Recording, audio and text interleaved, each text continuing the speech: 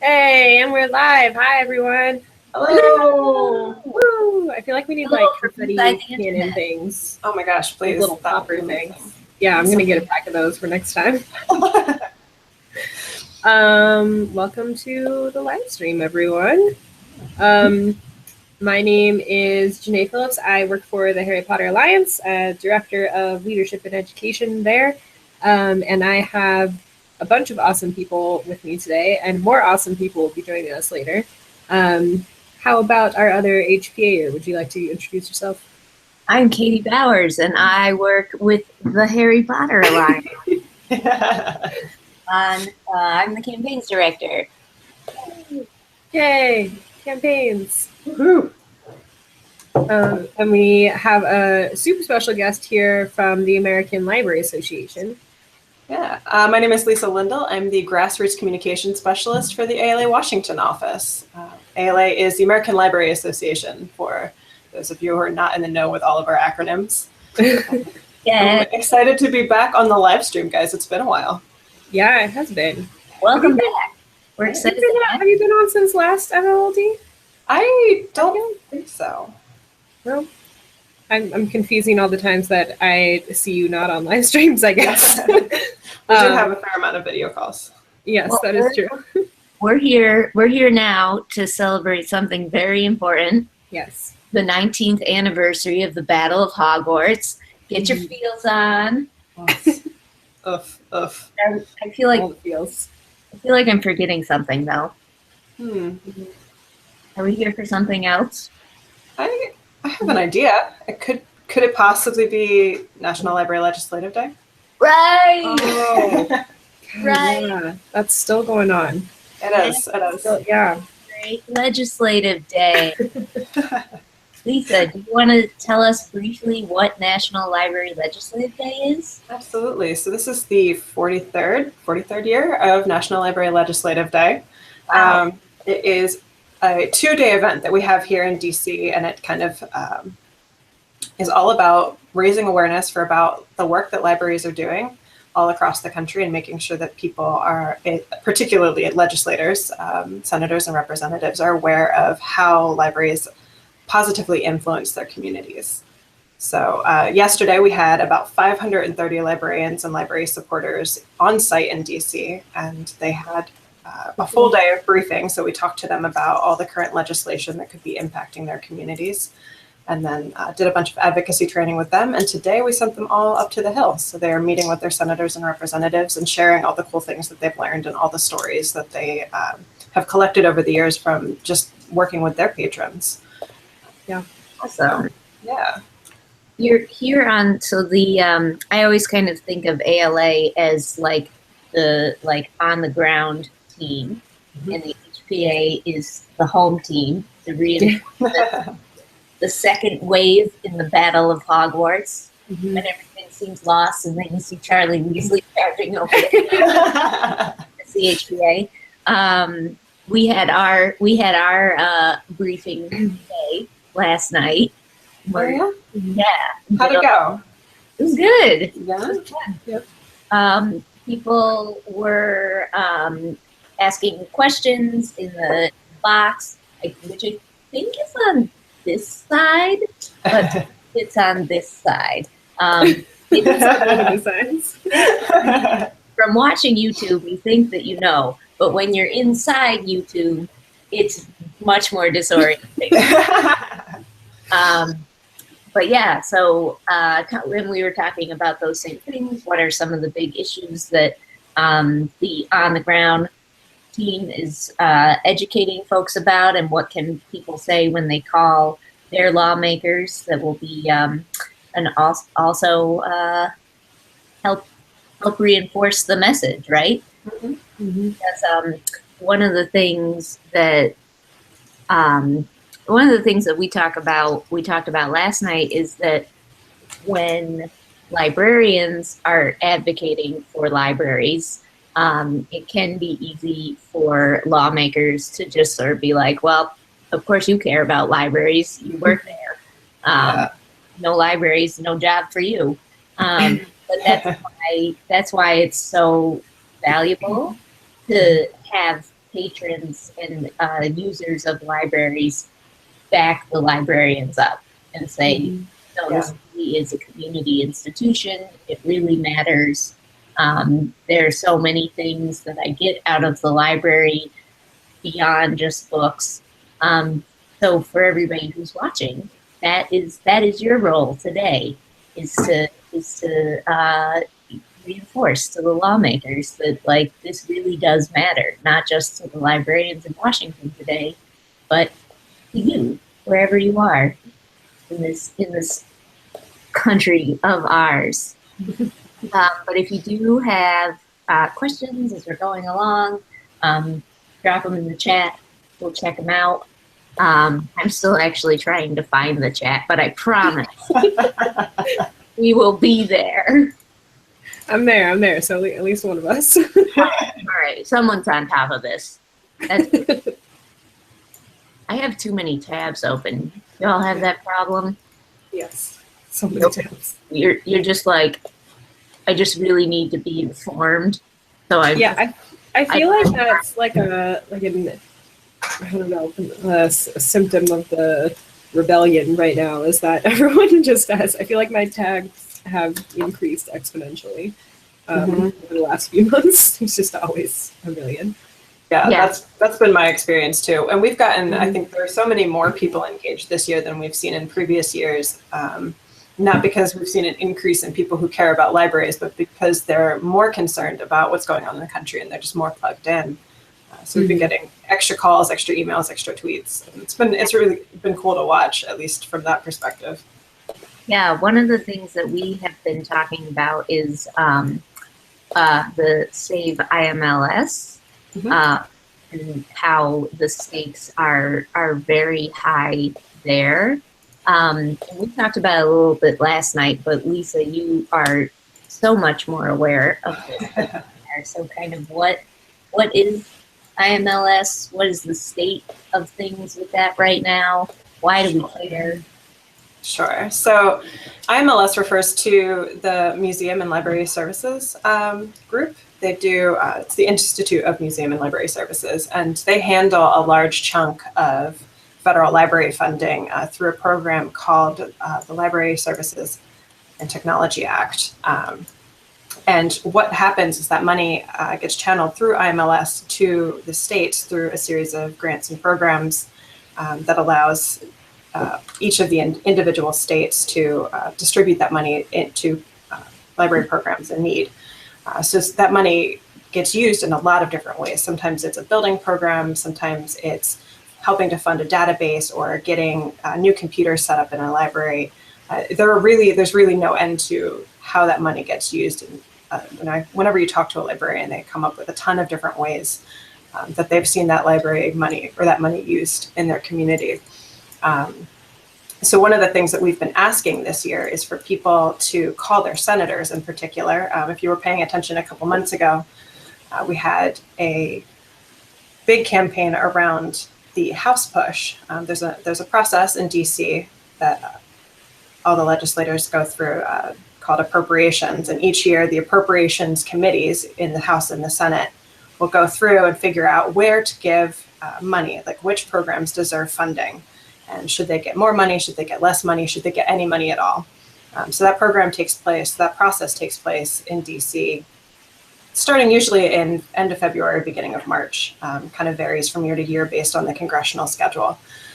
So what we do is we work with our champions in the Senate or in the House, and they'll send out a letter to all of their colleagues, other senators and representatives, and ask them to fund the programs that we're interested in. So in this case, it would be LSTA, the Library Services and Technology Act, and another program called Innovative Book Purchase to Literacy, the IAL program, which is also a big program that helps fund libraries.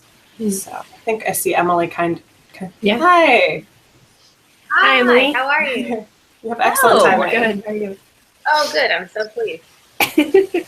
So this is Emily Wagner. Emily Wagner is our information manager in the ALA Washington office. Welcome, Emily. So she's the librarian for librarians. Yeah, it's like a super meta librarian job. Yeah, I keep making the joke. I don't know if anyone thinks it's funny yet, though. I keep making the joke that it's I'm like a social network for Facebook or a social network for Twitter. But there's like a really specific audience for that joke. No one over 40 laughs at that. They're like, it's not funny. Nice. Well, welcome. Emily, Yeah. we've met before, but I'm Katie. I'm from the HPA. And hi, I'm Janae. I'm also from HPA. Oh, cool. That's great. I'm going to plug in my computer. Is it jumpy for you guys? I'm having like some internet issues. Is everything, can you hear me okay? Oh, we can hear you fine. It's a little jumpy, but not too bad. Yeah, not terrible. I don't know what the deal is. Let me try to do a little troubleshooting so I'm not so computer-like. Go for it. Well, Emily has been on the Hill today, meeting with folks, fighting the good fight on the ground. So we're excited to hear a little bit more about how it's been going. So let's see, what were we at? We explained about IMLS. Mm-hmm. Another big issue that HPA folks care a whole lot about is net neutrality, which is another one that I know is very much in the news, very much in the paper. And we looked through the issue briefs and saw the open internet order and encouraging Congress to support that. Is that something that you two know about? Oh, a thing or two. Well, I'm just going to So I feel like Emily is probably going to have a little bit more information about net neutrality in particular, but our big asks this year for net neutrality were basically, keep it. We're into net neutrality. And Have it. we're super into it. So we're asking members of Congress to endorse the network neutrality framework adopted in the Open Internet Order in order to support the needs of libraries, but also the patrons and higher education groups that benefit from it. So. Cool. Yeah, the meetings on the Hill today were interesting because net neutrality is such a hard thing to talk about. Like, it's just a really abstract concept, and I think it's hard for people to articulate, and it's hard for people to understand while they're articulating it. So I went to 4 meetings, and it only came up in 2. The state librarian of Massachusetts did a really good job of touching on it, not in a way that was like. She didn't get too technical at all, but she said that net neutrality was important by way of making sure that access to technology was democratic, and that we really cared mostly about leaving control to the most apt and adept person who can keep it neutral. So not leaving it with the FCC was her position. She said the FTC was too small, and leaving it to ISPs, like tiny business people who are going to then prioritize like who goes faster or slower, is just not like a practical approach. And I thought that was actually one of the best ways I'd ever heard it articulated, because it was more about like whose job is it, like what human being is gonna control how things are delivered to folks. So like if you're a librarian and you contract with Comcast in Idaho, you're really depending on that Comcast vendor in Idaho to decide what gets delivered to you or not. And I thought that was like a really great way for her to frame that for the Massachusetts libraries at the very least, where she was like, people in the Berkshires and Pittsfield, they're going to contract with ISP providers who are tiny business owners, and they just, it's too much of a burden for them to decide what content should get prioritized and to decide a pay scale for how those things can be sold to people. And it's really oriented around the folks who are providing the service versus the users.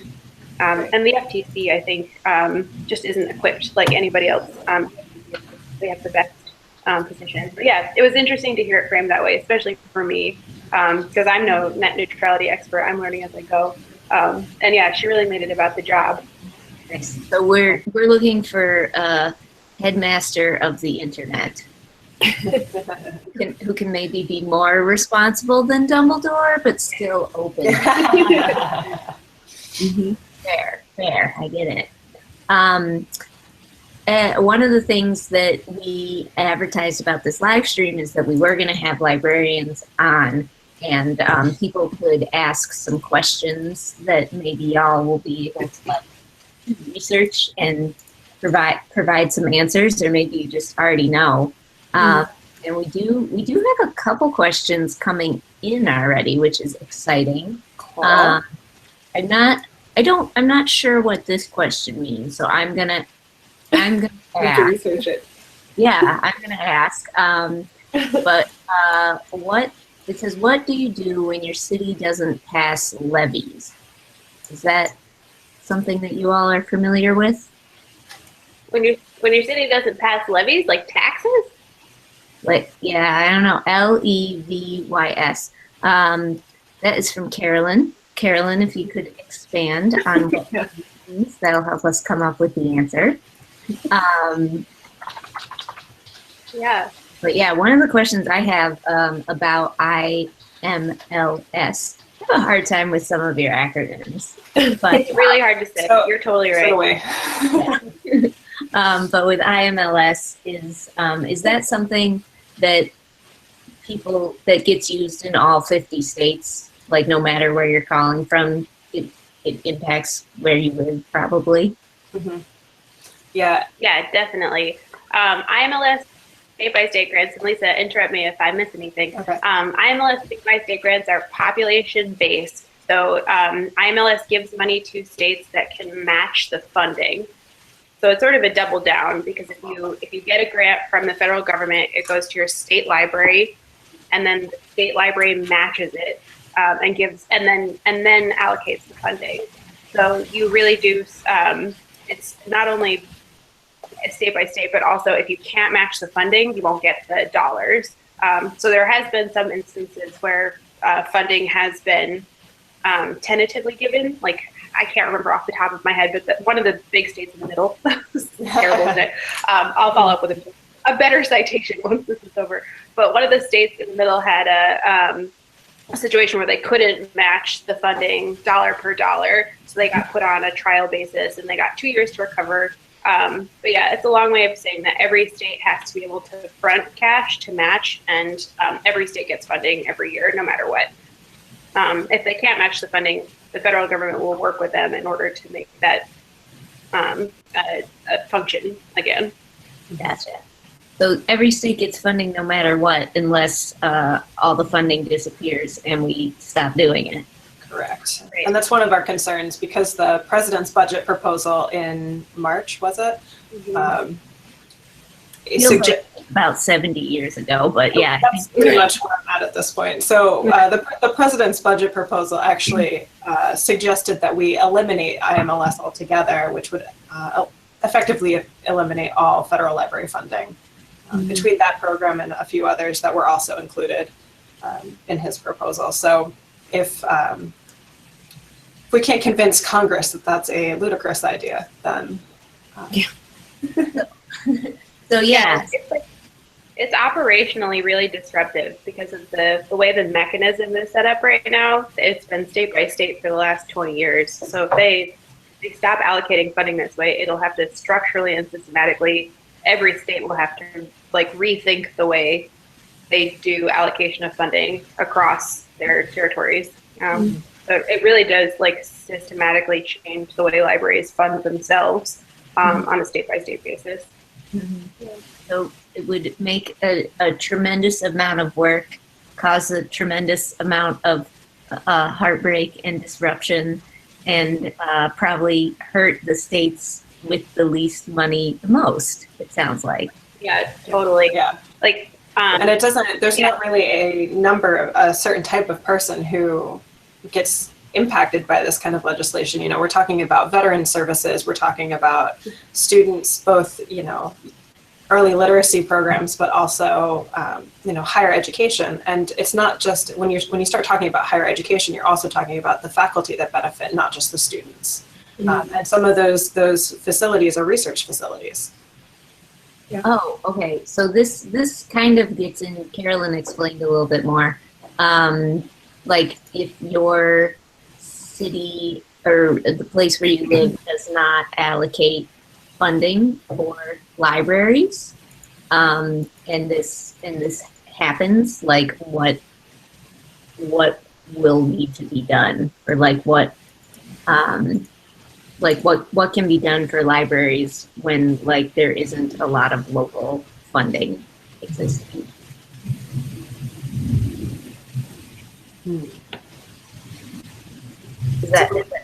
That's a good question. I don't have an answer to. Maybe we can keep researching and follow up. I have a feeling, based on Emily's silence, that she's currently researching. So I feel like we can let her. I'm also having a really hard time. I don't know why my internet is so jumpy right now. I didn't hear all the questions. Can you repeat it? I'm so sorry. It's Death Eaters in the cables. In the internets. The question about levies was what can you do for your local libraries if there isn't a lot of local funding for them? And so if they are local funding, and that's it's such a good question. I guess the answer to Carolyn is, I think what her name was, she would be best equipped to go ask her library what their budget looks like and to get involved with her local friends group, because they tend to have a really good level of visibility into how libraries' operational budget works. But if your local municipality or county or even regional or district area doesn't have a really transparent way of talking about how they get dollars and then reallocate dollars, I don't know. You just have to ask a bunch of questions, really, in terms of how they're getting money for that kind of stuff. Yeah. If it's a fees thing, it really does become a question of how they're organized. What kind of, are they a foundation? Are they a nonprofit? Are they a business? And then how are they budgeting for stuff?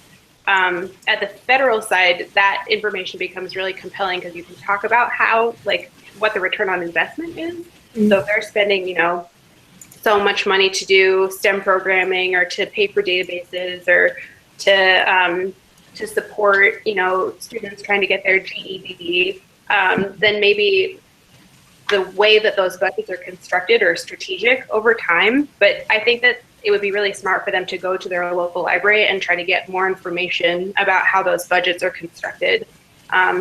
And really, the best advice I think anyone could really act on is to get involved with your super local politics space. So if you can find your neighborhood commission advisory group, or you can get involved with your city or municipality or county level stuff, like the education commission or the PTA, that's a really great place to find more information about sort of the storyline behind how libraries decide how to spend dollars. But yeah, it's an interesting question. I like the use of the word levy a lot. That's old school.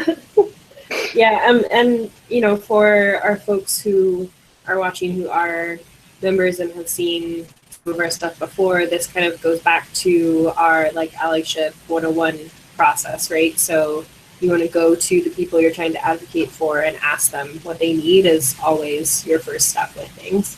And just because you're working with a library doesn't mean that stuff needs to be any different, right? So just go, and Emily has great advice in just kind of asking them what the situation is like for them, and also getting involved in local politics. I think that's something that we can't emphasize enough, so important, particularly I think with our members and chapters who are all over the place, the exponential impact of that, if all of you got involved in your local stuff, would be really cool. Yes. So wait, so is what you're saying when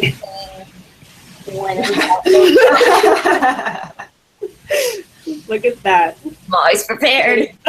Always ready. Yeah, I think your friends group, getting involved with your library friends group is actually, I think, the best way to find out more about how the library functions and what they need. Yeah, and can I actually, sorry to interrupt, but can I actually have you define what a friends group is? Because we might have people watching who don't know that little bit of jargon. Totally. So I guess we're all friends of the library, technically. Yeah. Our library lovers and patrons. But friends, it's sort of a a euphemism in some ways, but it's someone who like formally organizes a board that is like a citizens advocate group on behalf of their branch. So it's really, really local. I would say every single library probably has one, and the demographic for Friends groups it ranges. You know, it tends to be a lot of folks who've been in the community forever, who have the extra time to volunteer.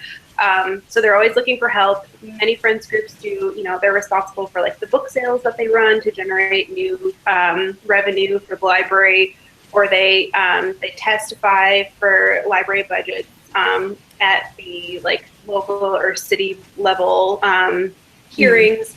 But yeah, like the Friends terminology is really about someone who's a formal advocate, someone who's committed and organized around being a library. So if you go to your local branch and you type in, you know, Friends of the District of Columbia Public Library or Friends of the Tennessee State Libraries, you'll find a lot of them have websites and a lot of them have resources that you can really like latch onto, and many people are already organizing around libraries in that way. Most of them are nonprofits, so they can funnel money from the community back into the library in a way that's non-taxable, which is really nice. And United for Libraries is ALA's division that really helps to collect resources around those efforts. It's so cool that those are so prolific, I guess, but those are all over the place. And our folks might be more familiar with Friends of the Operating Library, but now you know we stole that from real life Friends of Libraries groups. So that's where it comes from. Yeah, definitely. We have a lot of chapters that meet in libraries. And Janae, we have a couple more like comments and questions coming in, so I'm going to do those real quick. But Janae, are there any cool things that like chapters are doing with libraries, either today or like for Accio Books? Accio Books, y'all probably know, but it is our campaign for literacy in libraries that happens every spring. Here we are. Yeah, chapters are always doing cool things, but there is cool stuff happening with libraries right now. And the questions in the chat, Katie, I was looking for are our pre-made guide about involving young people in libraries, if you feel like finding that also.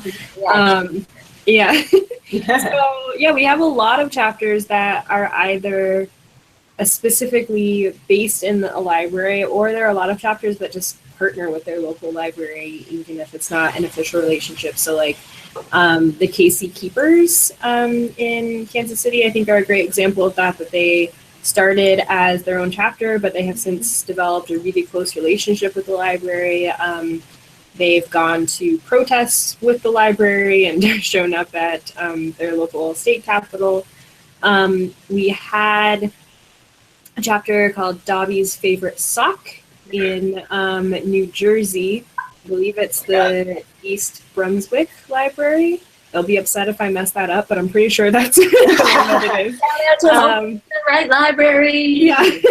But Such a good they name, though. actually last year did a really cool project advocating for immigrants and immigration, and they actually, sorry, that's my cat if you can hear that. They actually set up a coffee house where they had people coming in and sharing their immigrant stories, kind of like a fireside chat sort of thing in the library itself. We've also actually had a school this year in Albuquerque, New Mexico, at Bosque School, and they created their own little free library and built it with their construction shop and collected that for what they call the international district there, which is a district that has a high number of people who are immigrants or refugees. And they didn't have as much access to a local library right there, and so they worked to build that for them and to try to get in with the books in the different languages and stuff. And so it's pretty pervasive in the chapters program that if they're not in the library, then they've partnered with the library some way. And we always suggest that as one of the best places that they can go to find a partner in the community and to find a relationship that helps both of them. You know, that we encourage them to really support the library and to be advocates for the library and work with them and what they can do to help with things. And then the library is such an amazing advocate for our chapters as well, and providing a space and the resources that they need, which I feel like is just one example of the kinds of things that libraries do for communities. You know, working with ALA over the last few years, I have learned, if I didn't know before, that libraries are very big on, like, it's not just about the books, right? Like, books are super important, but libraries provide so much for the communities, and I've definitely seen that firsthand, which is how much they give to chapters around the country. Yeah. One of the coolest things, I got to be on the NDLL ground team last year, and I came to Washington, which was really cool. But one of the coolest things was that, like, I got up on stage on briefing day and, like, talked about the HPA in our chapters, and then at the end of it, I had, like, a small swarm of librarians that came and were like, "Oh, my library has this HPA chapter. Do you know about it?" Yeah, it's so cool. Every time I bring up the Harry Potter Alliance to the librarians that I'm talking to, either they get really jazzed and want to tell me about all the cool work that you guys are doing, or they want to ask me how to get involved. Yeah, exciting. Step 1, visit the hpalliance.org. Yes. Start _ chapter. Yeah. Or just go to the HPalliance.org. Maybe Hedy, you want to talk about this too, but real quick, we should mention what happened with the Saskatchewan. I have not had to say that out loud in public yet, but the Saskatchewan province in Canada. System, because that was an awesome thing. Yeah, we had so this is our big library action this month, but we had a big library action last month also. We have a number of chapters in Canada, and one of our chapters is based in Saskatchewan. And Saskatchewan, their provincial government announced a surprise 58% funding cut to libraries. That was actually retroactive to the beginning of the year.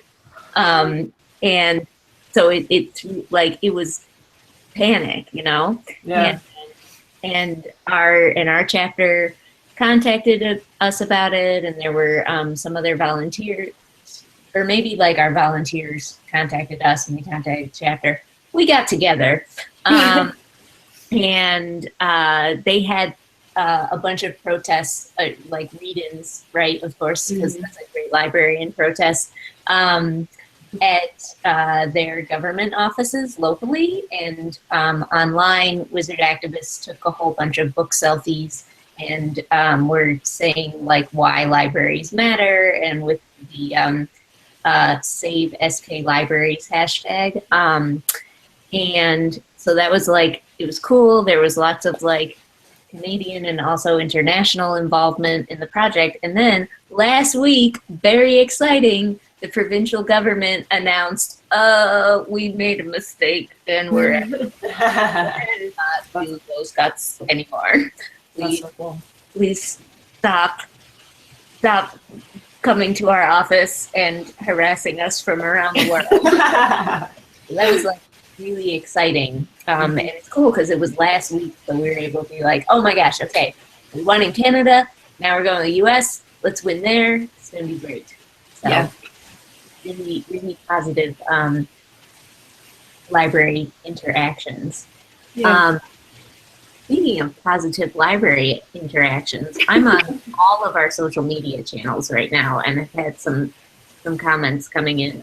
One is from Paula, who is a former children's librarian and just really loved being a part of the library and loves the work that everyone here is doing. So that's just really nice. Thanks, Paula. Thanks, Paula. Yeah. And let's see. Cassandra just called her senators and representatives to tell them to authorize IMLS. So yay, Cassandra. Woo! Way to be. And she tweeted about it, which is even better. It's not better. It's just an added cherry on top. So if you've made calls, definitely share. Yeah. we have another question. Where did it go?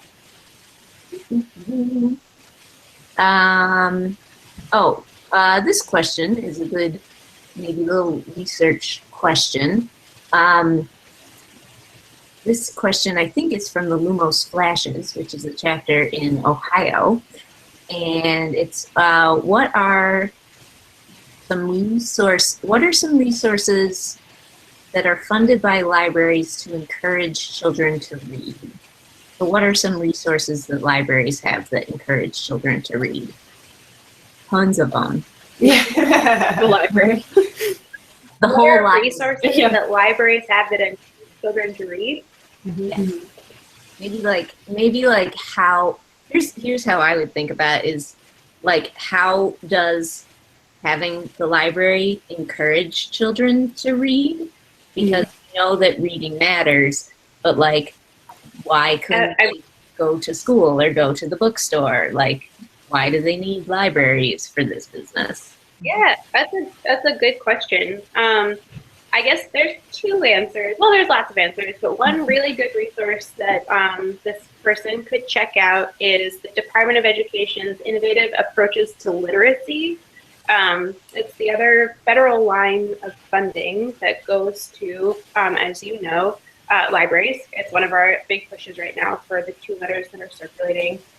And that entire database has state-by-state examples of how school librarians are partnering with their schools and with organizations outside of their schools to encourage early literacy.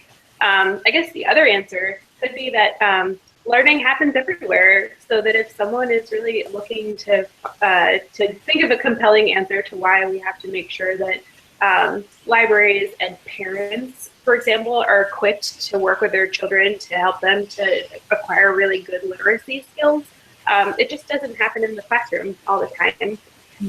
And that's what libraries do. I mean, a lot of those innovative approaches to literacy talk about how it's not just classes for kids, it's classes for their parents or classes for their caretakers, and teaching them how to teach their kids, like training the trainer to teach their kids how to read.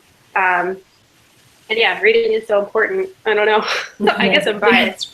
But that I think that another good argument is that there's always that summer slide. So if you're out of school and you aren't doing homework on a regular basis, and you don't have to read, you'll spend the whole day, outside or riding your bike or playing video games or whatever else it is you do, like as a student and a younger student. So that libraries really do have to fill the gap between schools that have those 2.5 months off in the summer, and they really have to be that place where you can go and still interact with literature and find reading that is at the level that you're at with someone who's trained to know how to assess that kind of thing. There are also library programs that really target like early literacy programs. So certain libraries will do a program where they'll give free books to kids under a certain age if they get a library card. Or they'll make recommendations or set a challenge to kind of like gamify it a little bit, so that the parents and the kids are both incentivized to like pick up as many books as possible before the child goes to kindergarten, say. Oh, cool. Yeah. They this reminds me, our so for Agio Books, we not only do library advocacy, but also a big book drive, and people donate books all over the world to literacy programs and libraries and schools and all of that. But our partner this year, like we have a main partner that we encourage people to send books to. Our partner this year is Words Alive, which is in Southern California, it's in San Diego. And they do a lot of like that kind of partnering with schools and libraries to like be able to give away free books to the kids who are younger. And so that they can combine like what they're learning in school and like their trips to the library to like also building like their home libraries. So it's really cool.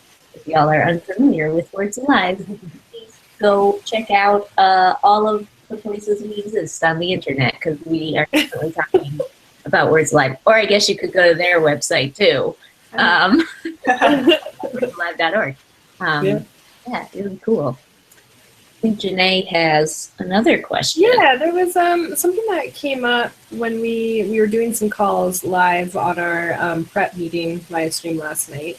And one of the things that has been helpful for me is learning more about how my particular representatives in the House and in the Senate have been voting on things lately, and feeling a little bit kind of armed when I'm making the call, like, hey, I know that you did or didn't vote this particular way.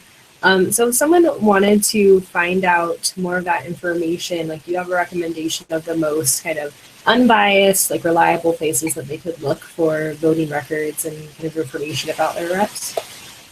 Yeah, definitely. Congress.gov and govtrack.us both have areas where you can look at how people voted.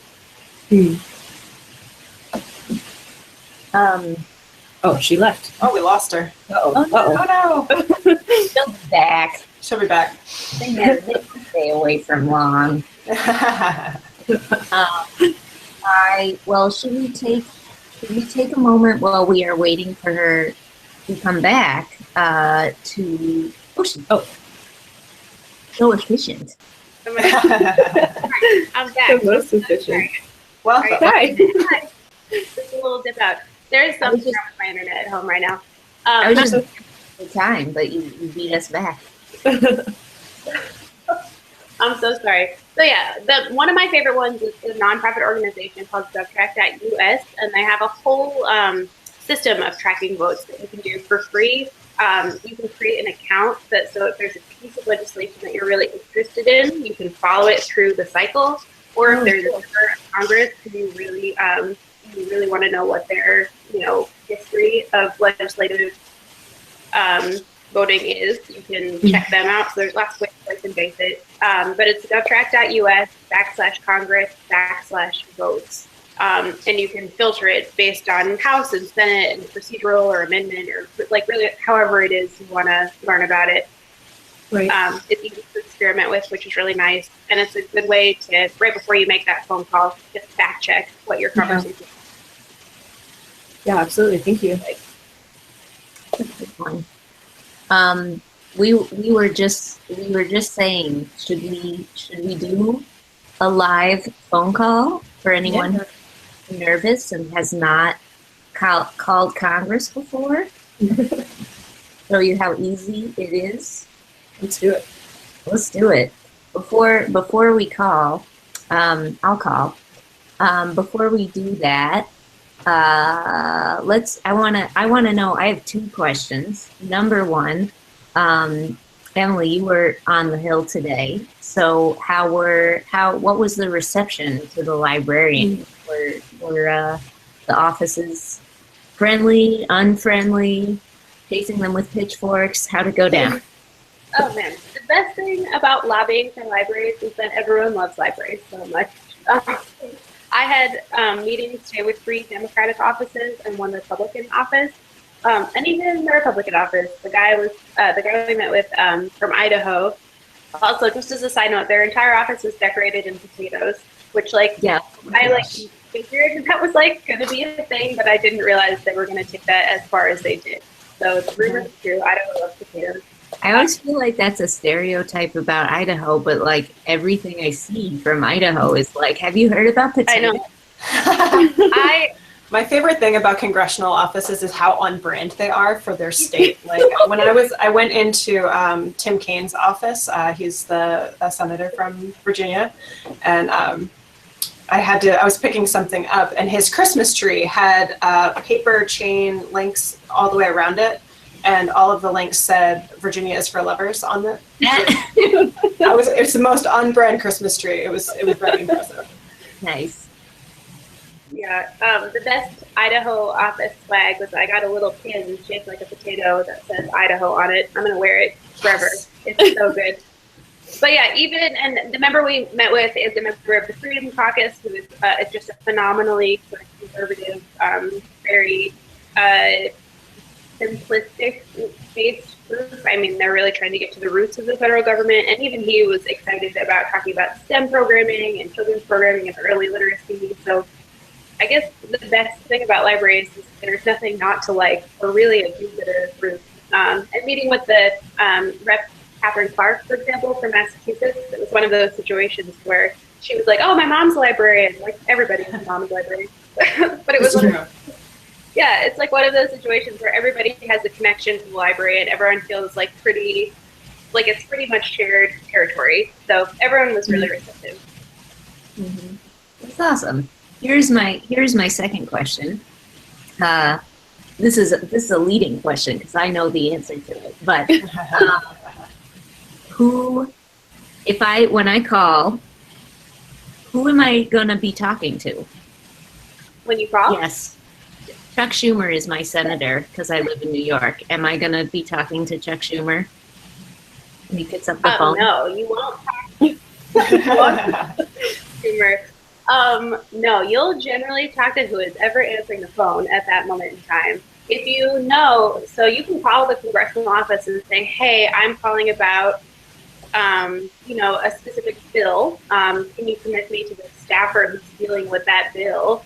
And they'll send you to that person. I mean, they're so nice. So you can really basically say, "I don't know who's handling this bill. Can you tell me their name and then put me into their inbox or connect me to their desk line," and they'll do that for you. But the first call you make, you're going to talk to whoever's answering the phone right at that moment.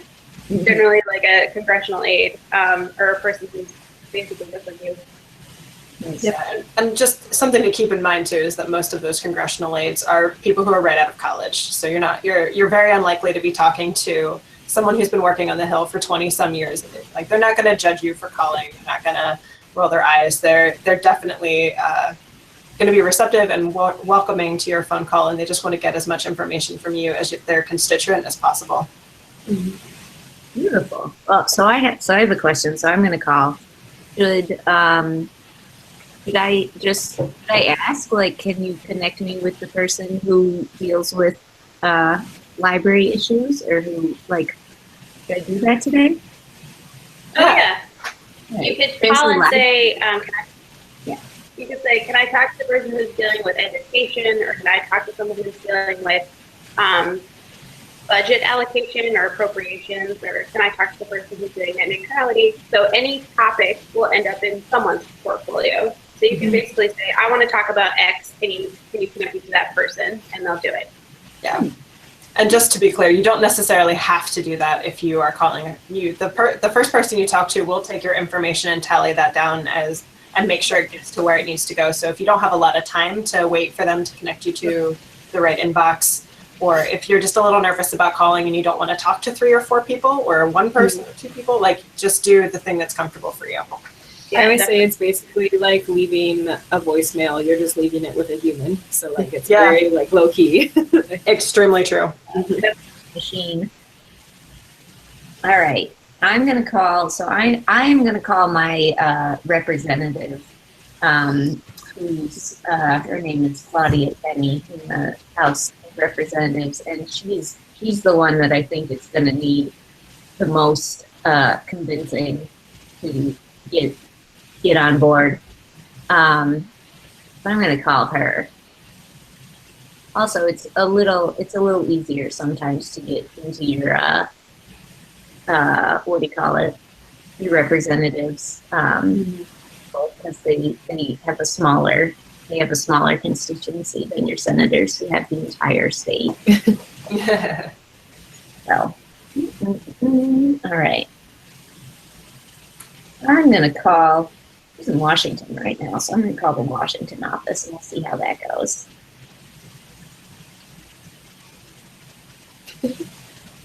Got that number there. I thought I had it in my phone, but apparently not. All right, Claudia. Here we go. It's ringing. Getting the voicemail. Oh. Hi. Sorry about that. You sounded very smooth, like it was a machine. Very impressive. Oh, okay. Then I don't feel too bad. I'm sorry. I am a constituent of Representative Penny's, and I live in zip code. And my name is Katie. And I was hoping to speak with the staff member that handles education issues.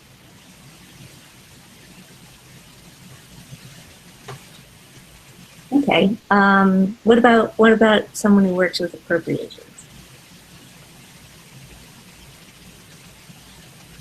I am calling from my house. Okay.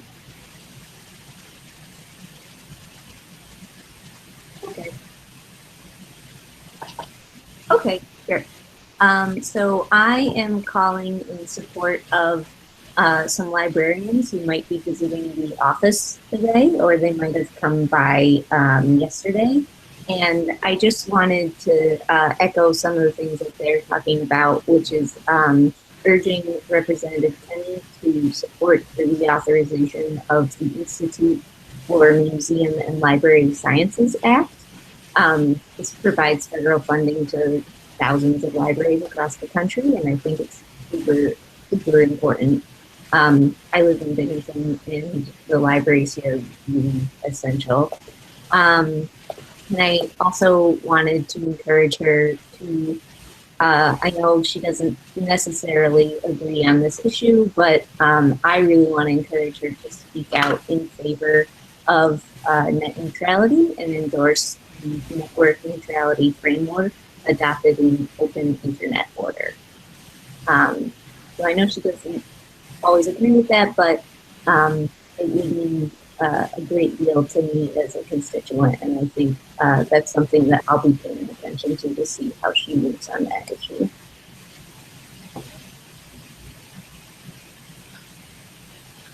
Yes, it's Bowers.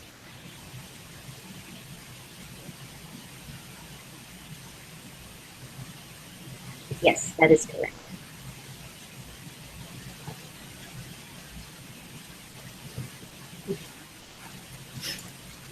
Perfect. Thank you so much. You too. Bye. Yay! I totally thought that human was an answering machine. They have it down. I said, wow, you I really, answer a lot of phones. yeah, you really sound like an answering machine, but I tried to say it in the nicest way possible. and his response was, yeah, I get that a lot. Bless. Oh, wow. Yeah. No, that it went fine. He was super nice.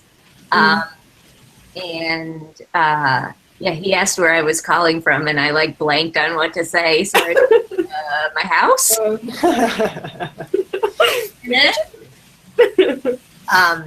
Yeah, no, but he was good. Were the particular staffers busy? I was just curious, like what the. He said they weren't available, and he could either send me to their voicemail or write it down. And I did not have a sense of how long waiting for the voicemail would take, so I just thought, oh, I got this guy that already sounds like voicemail, so we'll just go. Let's start here. Yeah. So cool. But anyway, You survived. I survived. It seemed relatively painless. It was. He was very nice. They're always very nice. I interned for my congressperson when I lived in Washington, actually, and was one of the people that answered the phones, and like they were very strict on like you need to treat everyone with respect, like every call is important. You need to give everyone all the time they need to talk about their issues. So yeah, they will be super friendly. Yeah. So if you think I'm friendly, that's yeah. I mean, I've been doing a lot of calls in the last few months, and I have yet to encounter anyone who's been rude or unkind in any way. Like they're gonna be perfectly nice to you. You don't have to stress about. I think there's a lot of people think, oh, if I call the office of like a representative who probably disagrees with the things that I'm calling about, like they're gonna like fight with me, or they're like gonna want to debate about the thing, or they're gonna be like snarky or something, and that's not going to happen. I promise you, it's going to be totally fine. Yeah, Mhm. absolutely. Yeah, I think part of that comes to, especially now, from seeing like videos of the town halls where people are Yeah. bananas and like Mhm. people are on stage saying the first thing that comes to their mind, and you're just like, what? But that is not what your phone call experience No. No. No. I think No. it's really easy to feel discouraged when you're dealing with members of Congress because you see so much in the news about, how crazy the town halls have been, or maybe your representative or senator doesn't necessarily agree with you politically.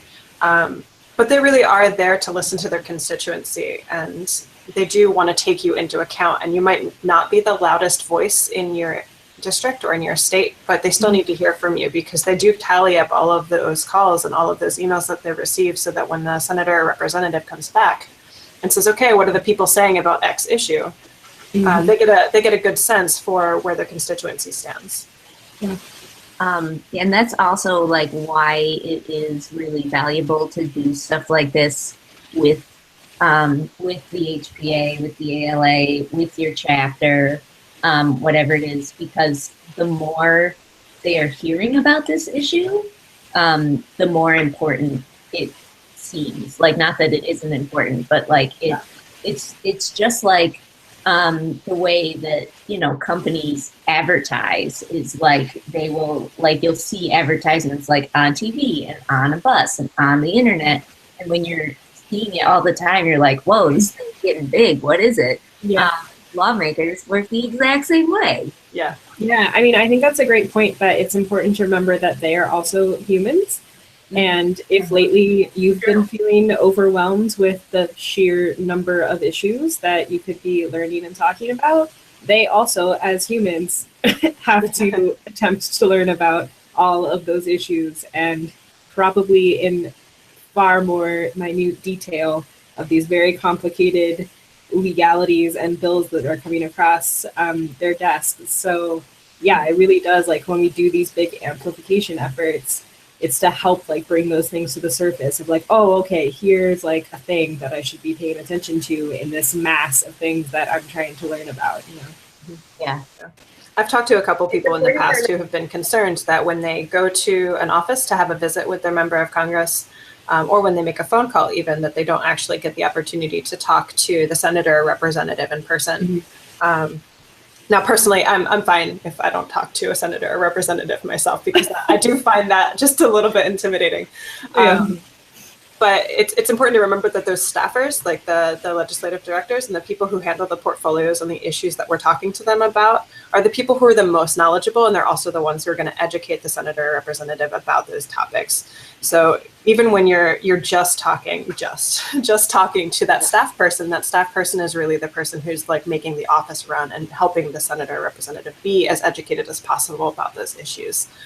So in a lot of ways, when you're making that phone call as a constituent, you're not only, speaking up and letting them know that you care about the issue, but you're also helping them, giving them an incentive to educate themselves about it as well. Yeah. And that is huge, because your senator and representative are just, they cannot hold all that information in their head. Like, they are really turning to their staff and being like, okay, so what is the deal with this issue? Yeah. What is net neutrality again, and why is it important? Yeah. Literally exactly that.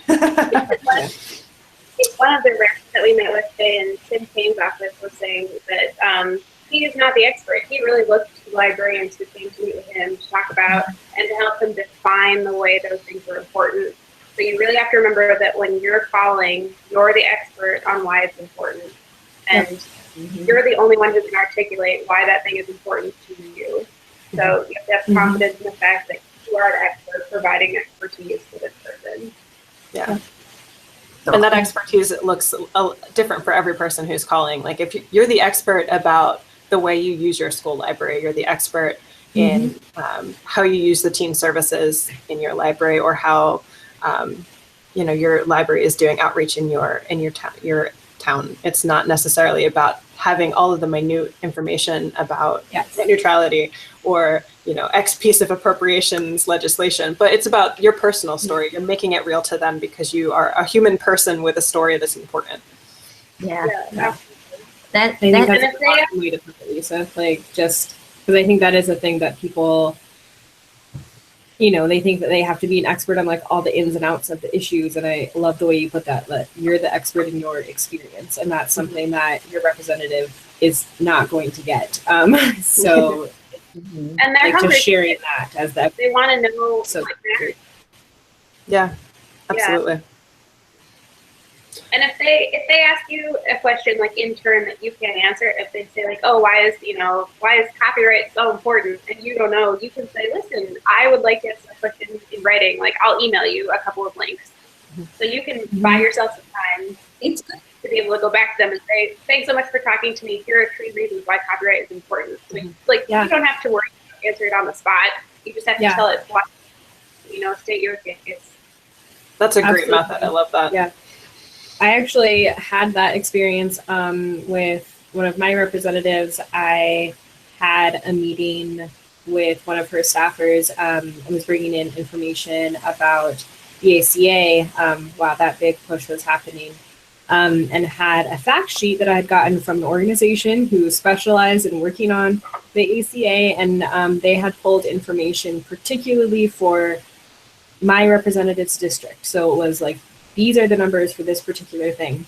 And when I gave it to the staffer, he was legitimately like, oh, this is really good information. Like, thank you for putting this in. And then like he wanted more information on one of the stats. And I was like, oh, I don't know, but I can get it for you. And he said, yes, please, can you email this? So like, yes, it really is a thing that like they like having the information. They're like relying on you to bring information in. Yeah. And they may absolutely ask you to send them a follow-up email with Yeah. the links to where you got this stuff, because you know they're trying to gather all the information they can.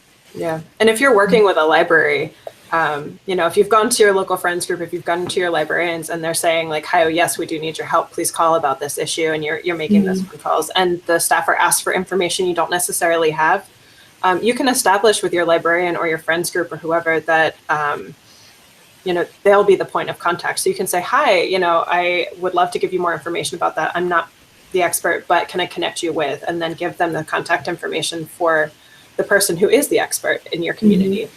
Yeah. Somebody who can tell that more in-depth story if you don't necessarily have the resources at hand. Yeah.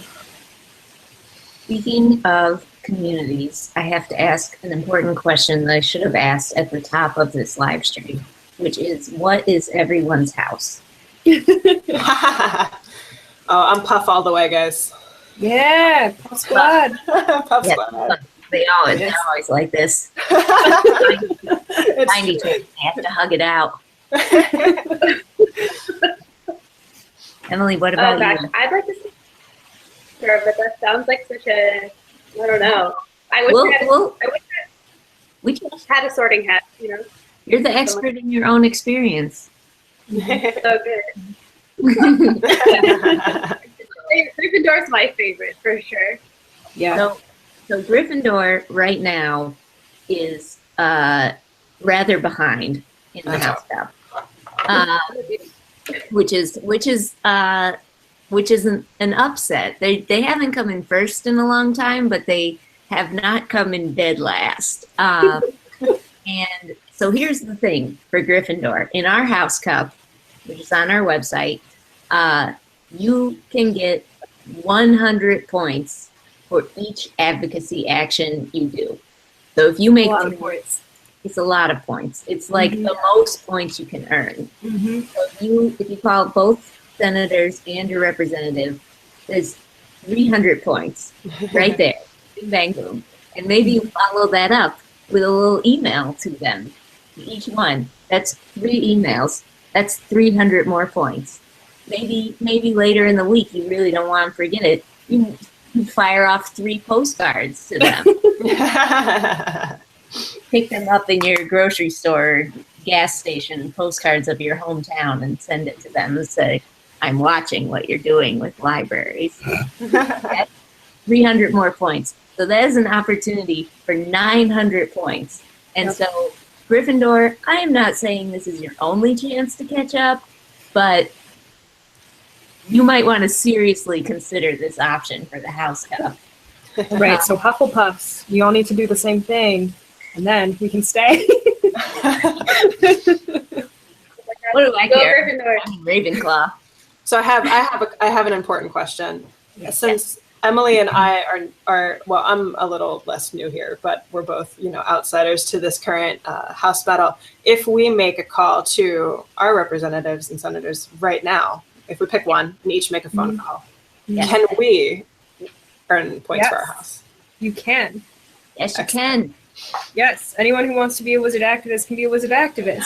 So when you submit the reporting form, there's a little button that says, I'm a solo wizard activist, and then you can just fill out the form from there.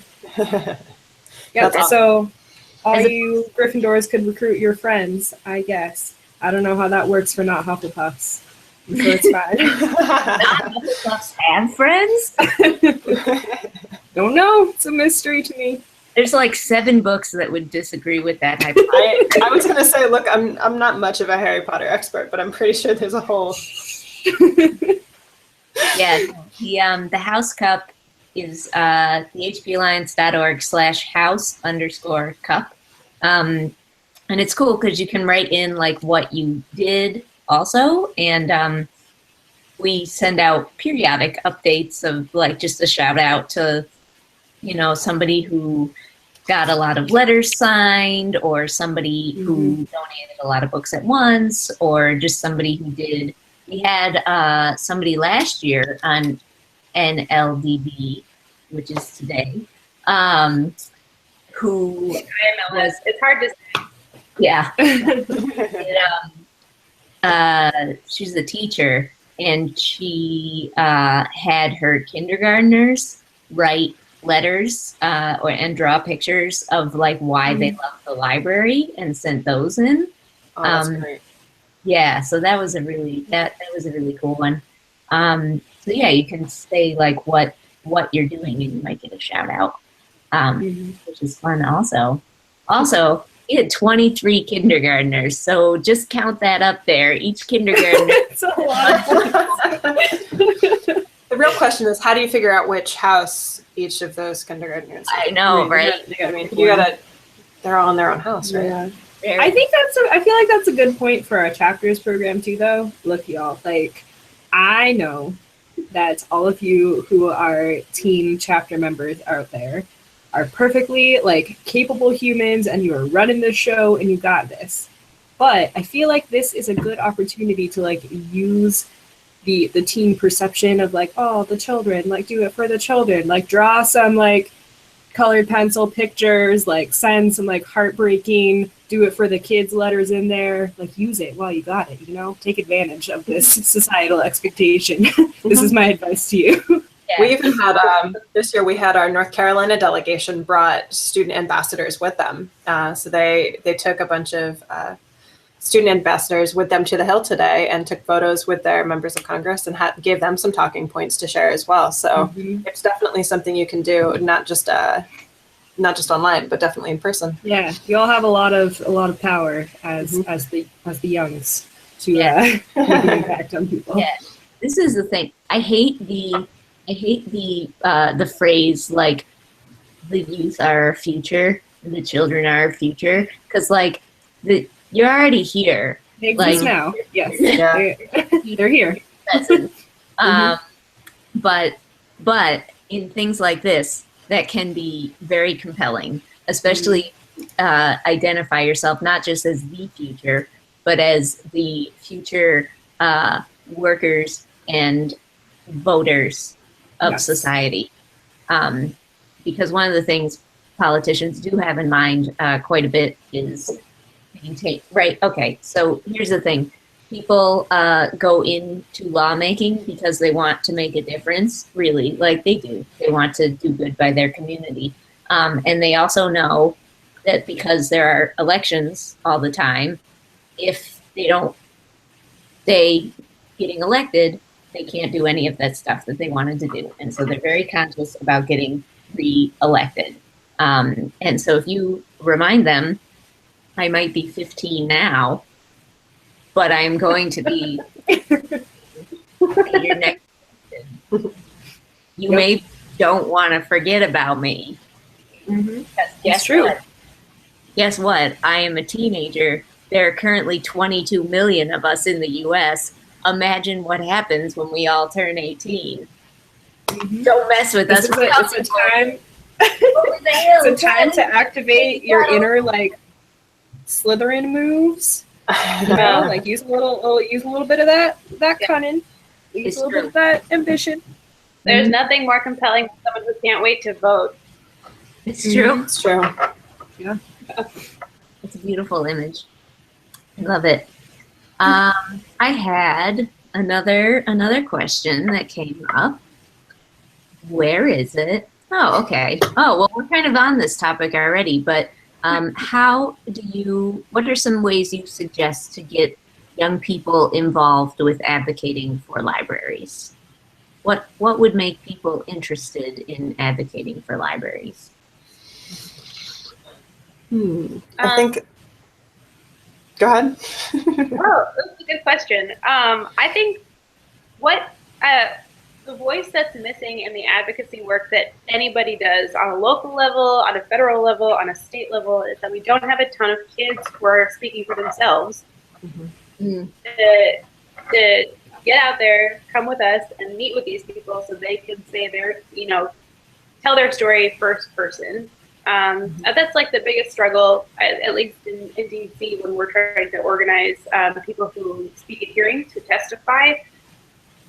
I guess on one level, the hearings are always like they're during the middle of the school day, but it's so hard to find a teenager who's willing to come and talk for 2 minutes about why their library is important. That's like a unicorn of a person who's willing to do it.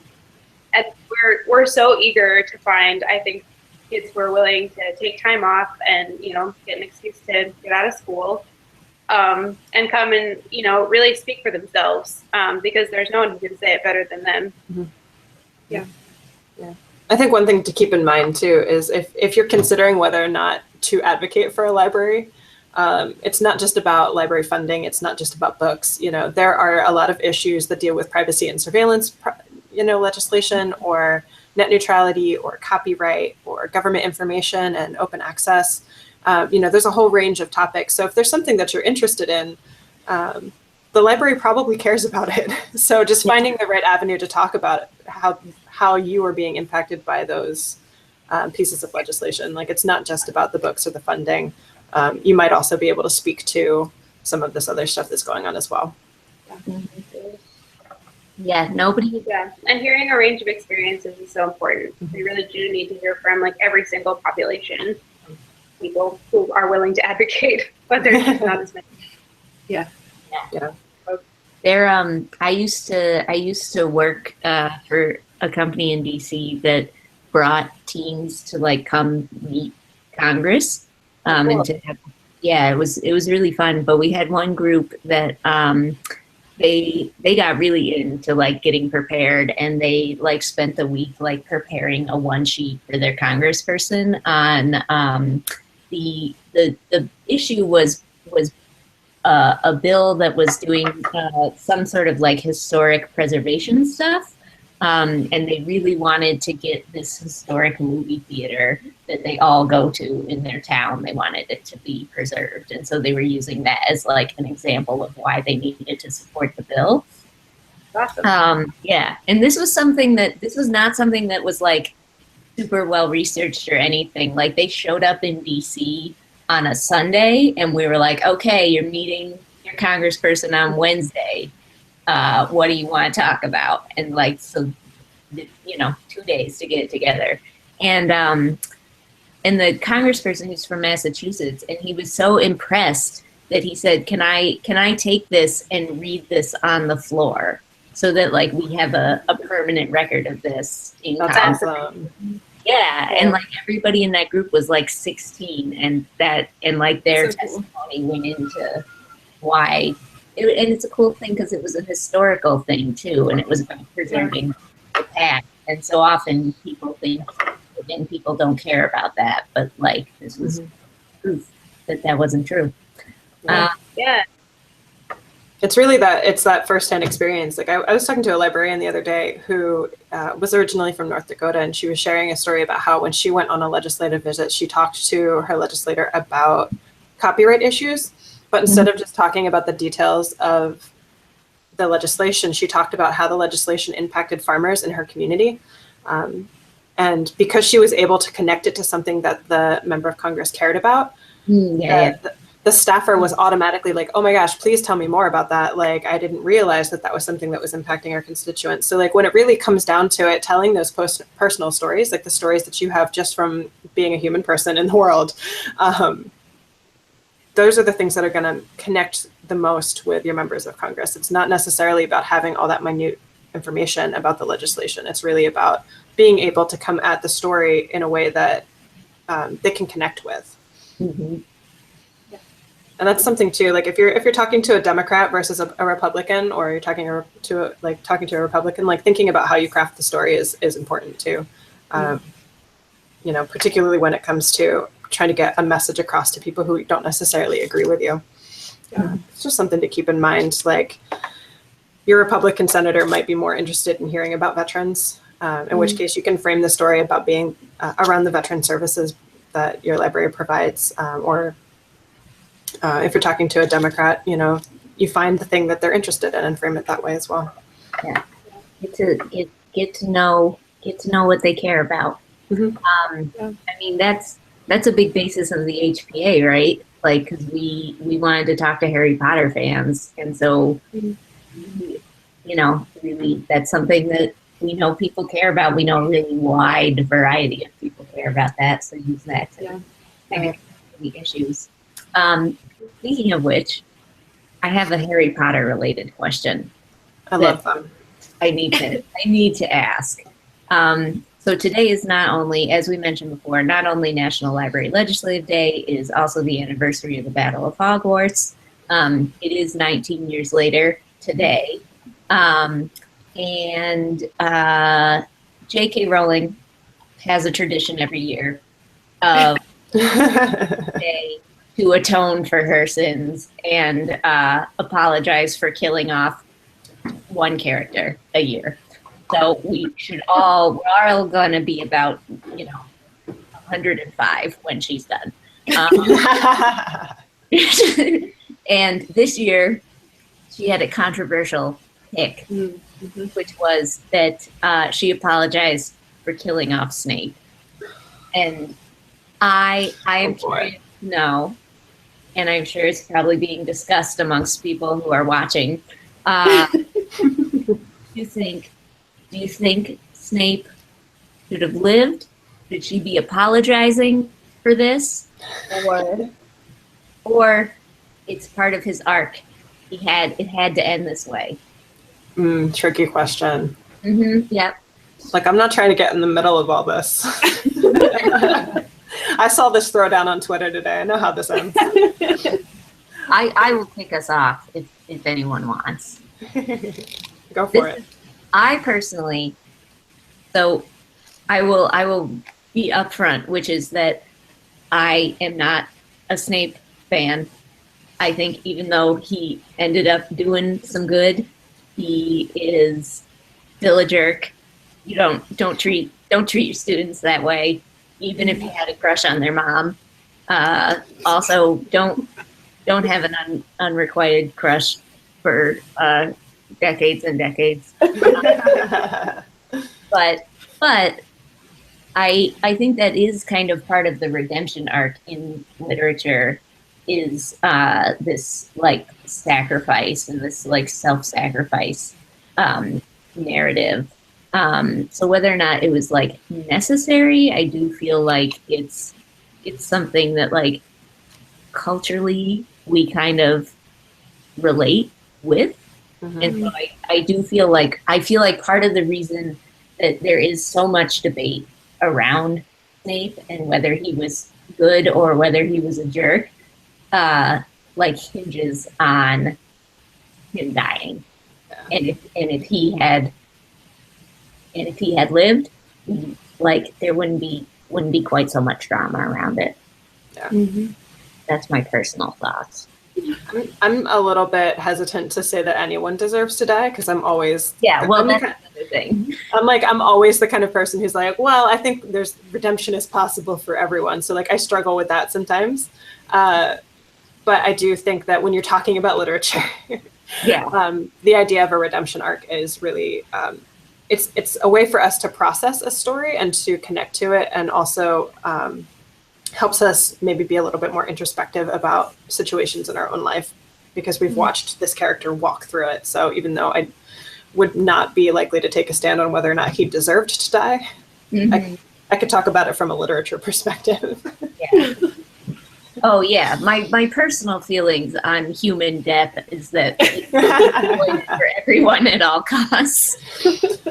Yeah, but for fictional character death, right. I'm a little more flexible. There are moments though when Snape is kind of like, right? Like there are moments when his like level of strict hot name 5, when he's telling people to pay attention in class, when he's pushing them to learn hard concepts, when he's like, don't break the rules. I don't know, like I feel like Snape's tone could use some adjustment. But I didn't always hate Snape all the time, because I think he's just sort of he's a misunderstood character in that he like and I don't know. He has an end game, you know, not the end game not being like he has to die, but the end game being that like he's trying to teach some really hard concepts to kids and like redeem himself along the way. Like he's made some wrong turns and he's spending a lot of time like trying to redeem himself throughout. I don't know. Yeah. Just definitely get for a second. He's a complicated character for sure. Yeah. I think that's so good though. Janae's been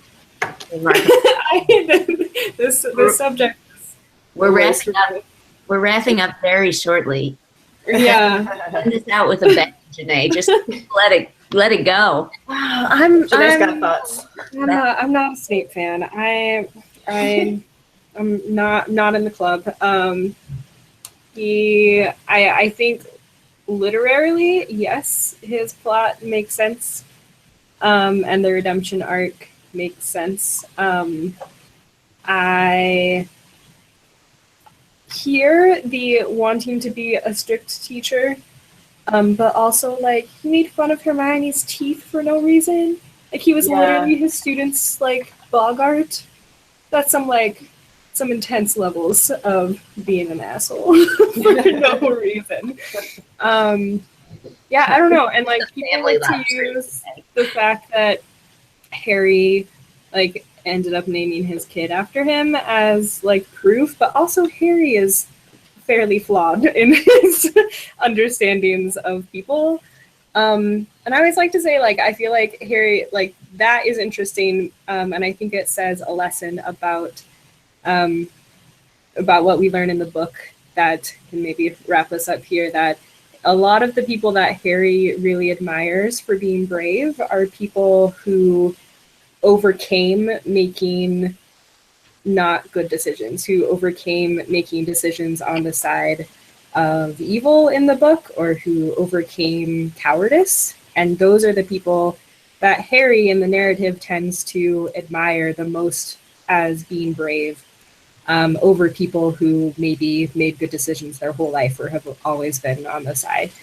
And I could talk forever about Harry and how that is really fascinating to me, but I think that is an interesting lesson of the Harry Potter verse. However you may feel about those characters if they were real people, is that there are a lot of characters in the novels who wait a really long time before they get involved in things, and are still lifted up as being just as brave and important as the people who are always involved.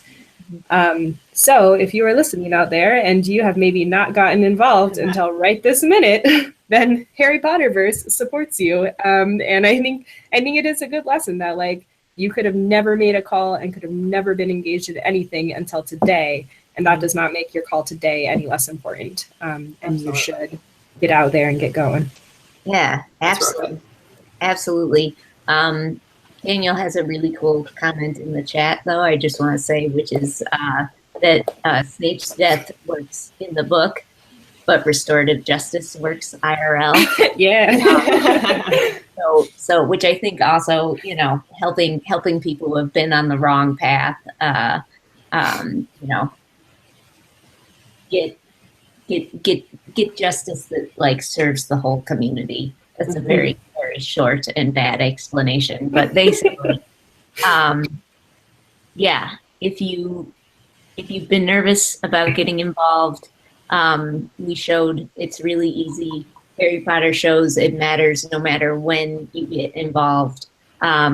So make calls and send tweets and write letters or write postcards or send emails, or, you know, go stand outside your congressperson's office and just slam a big sign against fund libraries for the love of Harry Potter. Yes. And if you have questions about how to get ready, tweet at us. Yes, please. Yeah, where should they where could they tweet if they want to get in touch with the ALA in your red libraries? So they can tweet at ALA Library. That's our main account. And they can ask any questions they want to ask there. They can tweet at hashtag ALAWO if they have a specific Washington office question that they just want to send our way. And we'll find them anywhere. Twitter searches for libraries in general. So if they're just like tweeting into the ether, chances are we're looking for libraries. Yeah. Awesome. So yeah, you can tweet at me if you want. If you want to like ask a question on the down low, I'm at lwags.com. I won't tell anyone to tweet at anything. All questions are questions. But yeah, if you have like a question like what should you say to your person when you call her, when you stand up to their office, and you want a little extra boost of confidence, find us. We'll help you. Absolutely. I'm at Full and By. So FULLNBY. And Lisa's got all the backstage National Library Legislative Day secrets. Yeah.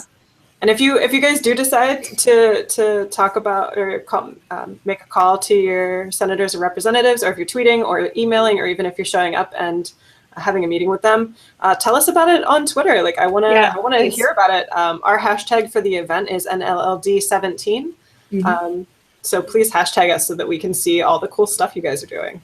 Yeah. I've been scrolling through that all morning. It's so great. I want to see so many HPA members in there. Yeah. Yes, please.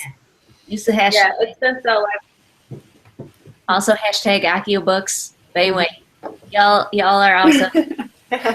Yeah, thank you both for hanging out with us for the last like hour and a half. Hey, anytime. Yeah. Thanks for having us. Yeah. Thanks for revealing one person's passionate feelings about Snape.